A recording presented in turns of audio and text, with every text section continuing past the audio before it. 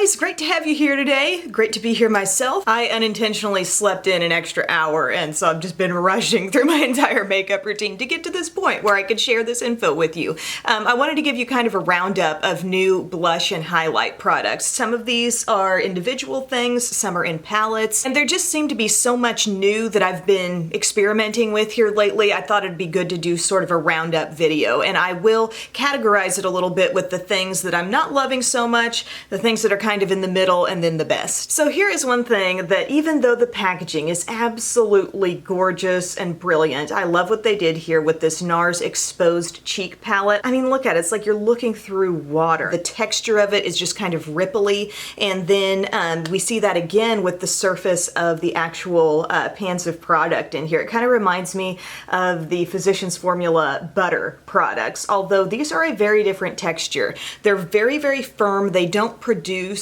really any fallout when you put your brush into these, and they're very sheer and buildable. The most prominent thing in here, the thing that really gives off the most color on the skin, would be this highlight. Everything else is so subtle and very buildable, and I think this might be music to the ears of someone with fair skin who feels like most blush products are way too above and beyond what they need. I'm not saying this is a terrible product for everyone. It takes a lot to be able to see this. The more berry looking blushes, I would say, show up the best on me along with the highlight. But when we're talking about a whole palette here, it always comes back to, you know, how functional is the whole thing gonna be for me? How much do I love the whole thing?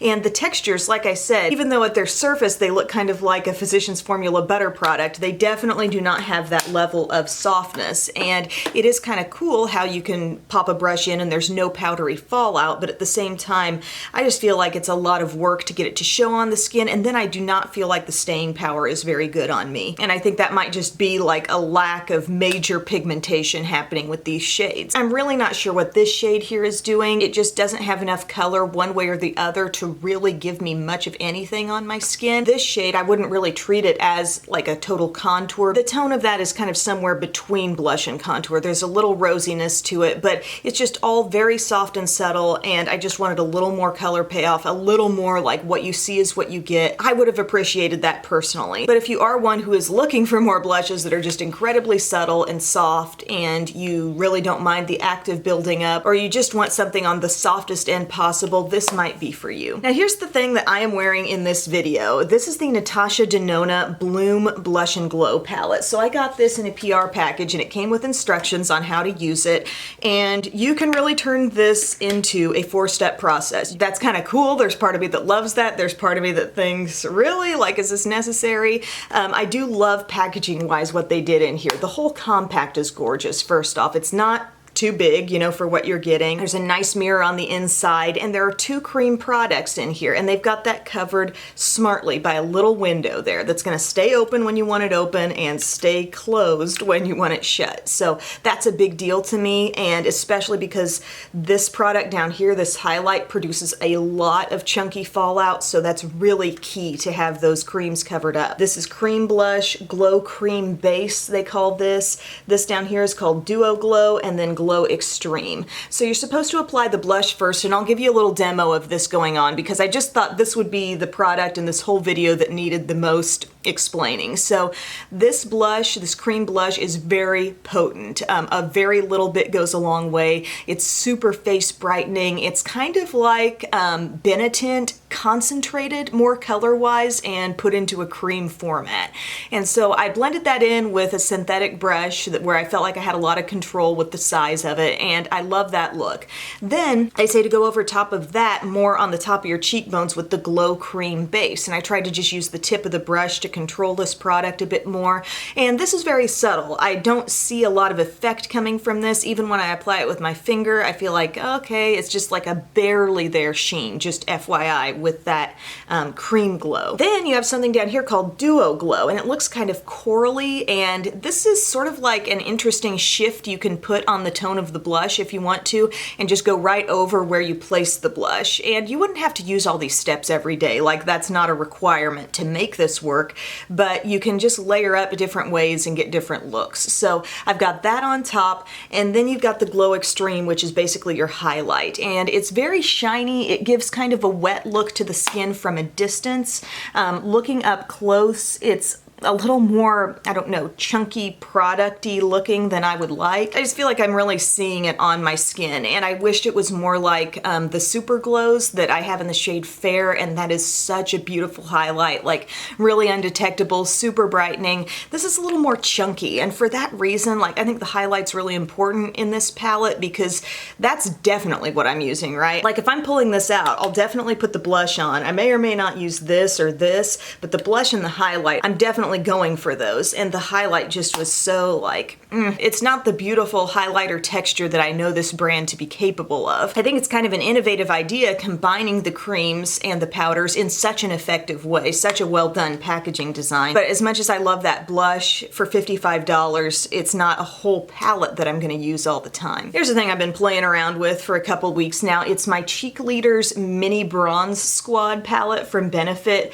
Absolutely adorable packaging. This product is falling kind of in the middle for me. I think it's good. I like what everything in here is doing for me, but it's not especially unique. It's not the kind of thing where if you want these 3 types of products, you've got to get this. It just isn't, because there's a lot of blush, highlight, bronzer palettes out there. Let's face it, at all price points. Like, this isn't super unique, but maybe you're a huge Benefit fan. Maybe it's the cuteness factor. I mean, if you're a current or former cheerleader, this is gonna appeal to you. And I like Gold Rush a lot more than I thought I did. I talked about, I can't remember what video I was discussing this in, but it has a gold overspray, which I feel like, why? Okay, I know it's called Gold Rush, but please. But overall, this shows up a lot more on my skin than I ever realized this product would. And then the highlight is really potent and beautiful. And Hoola Bronzer works really nicely on me too. I'm wearing Hoola Bronzer today, just very lightly. So I like everything that's in here, but there are just a lot of things floating around that cover all of these bases. And there may even be other palettes where I like the blush that's included better. Like, for example, my Needs palette. I love that blush in there. I've got something to bronze and contour with. I've got the highlight and a bunch of other steps too. So let's just be honest with ourselves. I bought this for the cuteness. I do enjoy the stuff. I'll keep using it on and off, but it's not a complete must-have. Now here are some loves, and I'm gonna start off with the drugstore loves. I'm sorry there wasn't more drugstore in this video, but there just hadn't been, I guess, a lot of different drugstore cheek products that were new to me here lately. If you got any requests, leave them below. But e.l.f. has these, I think they're called, are they luminous or shimmering blushes? So good. Absolutely love these. These are a beautiful texture, long wearing, gorgeous finish on the skin, not chunky, pigmented. I think there are 4 shades available, and I have Glowy Rose and the Luminous Bronze, and the other ones, I think there's a mauve and a peach. I purchased these myself, and you bet I'm going after those other 2 shades also. I mean, they're just a gorgeous finish, texture to the blush, and then the sheen that they give. Even just lightly applied, there's enough impact from that sheen to just give your cheeks this juicy gorgeousness. I absolutely love it. Of the 2 that I have, I would say the Glowy Rose is probably my favorite. It has a very corally look to it. Then the Shimmering Bronze, it definitely does have like this kind of mixture of dusty rose and bronze, so I can wear that as a blush too. But this is definitely like the most flattering, and I'm really intrigued by the other shades that are available also. But I have had such good luck with certain e.l.f. blushes. They've got their great like primer infused formula. If you prefer matte blushes, check out those. They're pigmented, they last beautifully on the skin. Right up there with like the Balm In Stain blushes, you know, that really adhere. It's that kind of product. So e.l.f. is killing it in the blush game. Here's another one that I love, an individual blush that I ordered. It's Wanderlust blush from Buxom, and the shade is called Dolly. And this definitely is one of the little bit deeper ones in the line. It's kind of a murky, like satin finish mauve, but it looks so pretty sheared out on the cheeks, kind of a berry looking blush. I think darn near any skin tone could wear this. I think this is the beautiful look on lighter skin that looks like kind of an in from the outdoors glow, just that really naturally occurring flush. I think this would definitely show on tan or even deeper skin tones. You wouldn't use as light of a hand with it, but I mean, it's just beautiful. And this primer infused idea, I think the blushes that are marketing themselves that way, what they end up having is a really increased like smoothness and staying power. They're still a powder blush, but they seem to just adhere to the skin better, like the Balm in Stain blushes, like those e.l.f. blushes I mentioned, and now this one from Buxom. I'm having a similar experience. So if you've tried any of these, what shades are your favorites? I mean, I just purchased this one called Dolly because I thought, that shade looks right up my alley, but I'm definitely open to trying more. And staying power is such a big deal with blushes, I feel, because like we talked about with the NARS, you know, those were some pretty shades and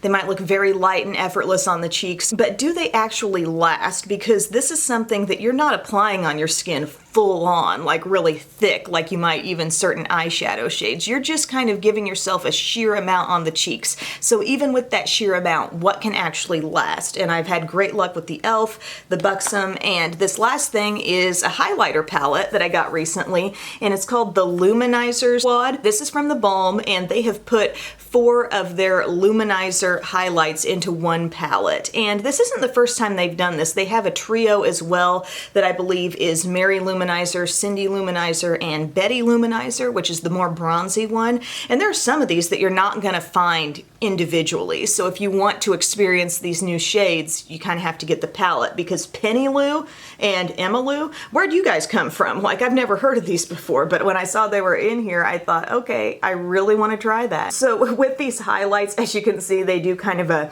retro pinup girl mugshot type idea here. So you've got your Mary Luminizer, which is the most long-standing one in this line. It's a very classic champagne-y kind of highlight, very universally flattering. Cindy Lou has a lot of peach in it. Some people might even wear this as like a soft blush. I feel like it does not have as much reflective shimmer as the Mary Luminizer, and really is probably the most subtle thing out of everything in this palette. So you could use it as kind of a blush topper, or let's tone down my blush a little bit, or just a really smooth, very soft sheen across the top of the cheeks. Now, Penny Luminizer is very goldeny. It's a pretty vivid highlight. I don't feel like it's too much. The texture of it is very nice. Once it shears out across the skin, I don't feel like I'm seeing product too much. You know, it's not chunky or anything, but it's much more golden in tone than the Mary Luminizer. And then down here we have Emma Luminizer. And I love how everything in here is its own thing. It's very worthy of being in this palette. It's very different. So this one is going to be your very, very ultra brightening, cool highlight. I'm seeing a hint of lilac coming out in that. It's not like a blue highlight. You might think that in comparison to these others, but it's just super duper brightening. In fact, let me apply a little bit of that on top of my look today,